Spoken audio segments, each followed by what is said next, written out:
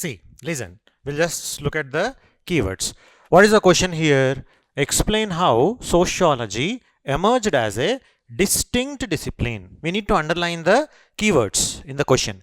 Distinct discipline based on rationality and scientific temperament. How rationality and scientific development influenced the emergence of what? Sociology. In a way, how sociology was created in the early stages. So when the question is asking about development of sociology, definitely you have to start with reference to positivism. We discussed what is positivism. Positivism applying, not having a positive approach. Positive, think only positive. No, right? Positivism means what? Applying the same principles like natural sciences. How biology will study biological phenomena. How physics will study. How chemistry will study. They think that everything is just things. Apply the same force, same effect will come. Whoever applies the force, laws, building what? Universal laws. Yes or no? Observing everything scientifically, not just be carried away by your beliefs. Questioning of authority, all these things emerged.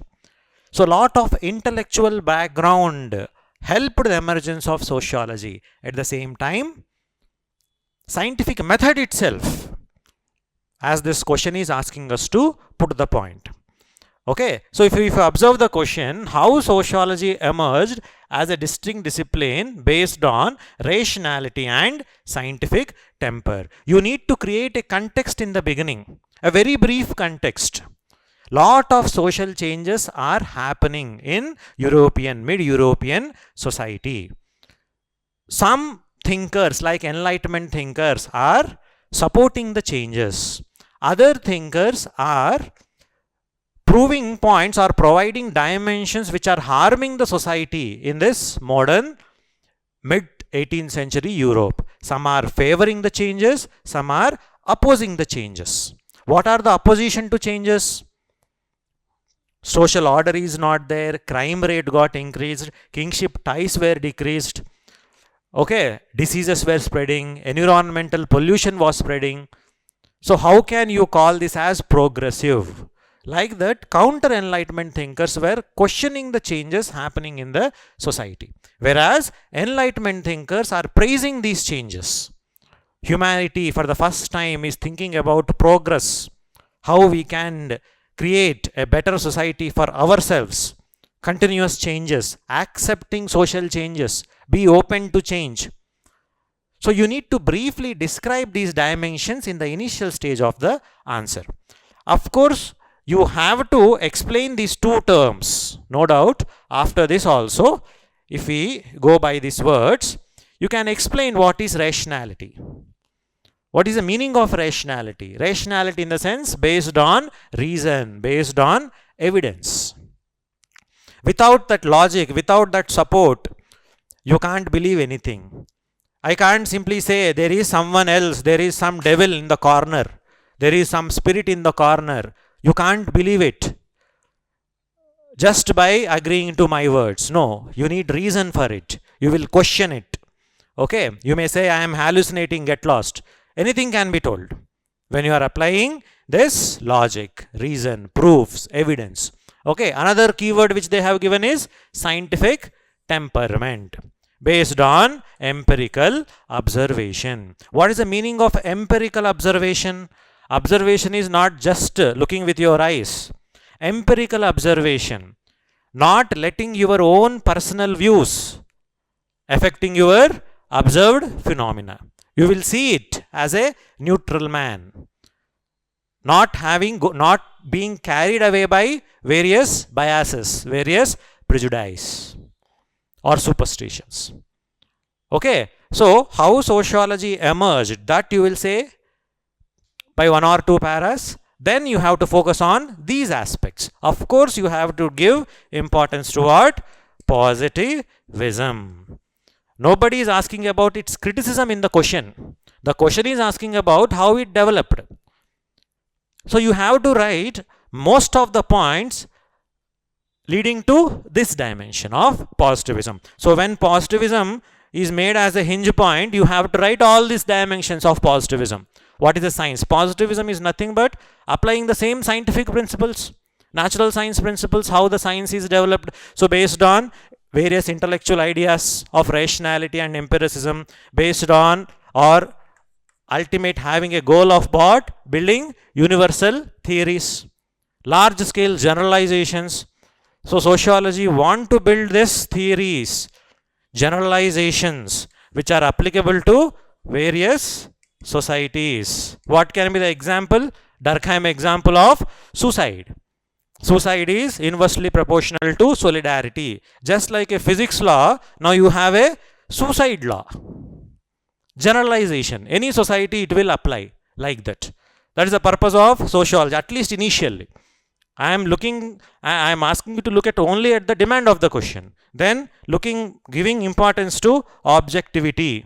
Durkheim said, focus on what? Social facts. What are social facts?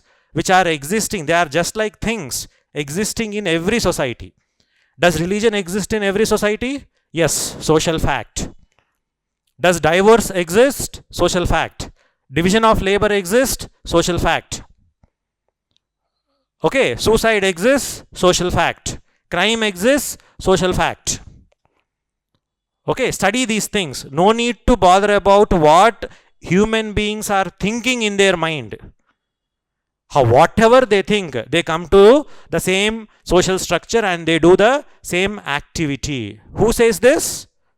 Durkheim. At least initial positivistic theories who are trying to build sociology as a scientific science. Family exists.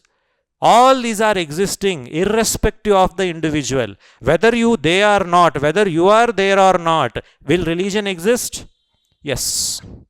Whether you are there or not, will caste exist? Yes. So, observable things, not dependent on the individual.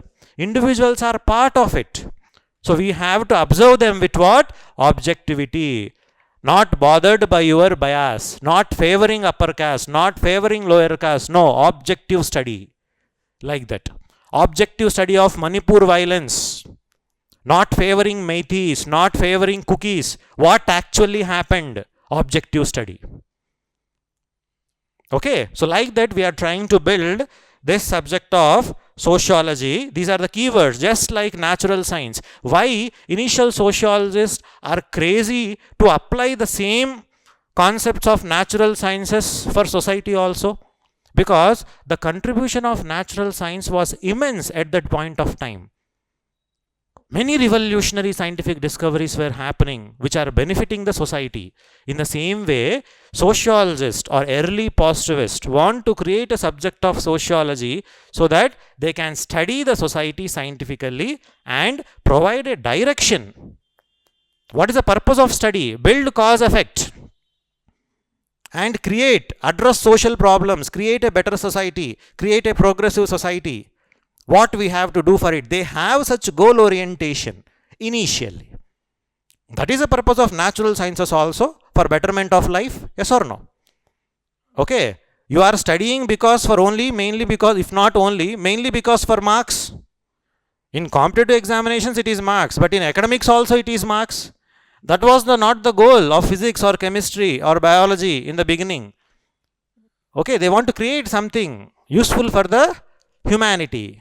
In the same manner, early sociologists or positivists were highly influenced by this need to create a subject of sociology so that they can study society scientifically.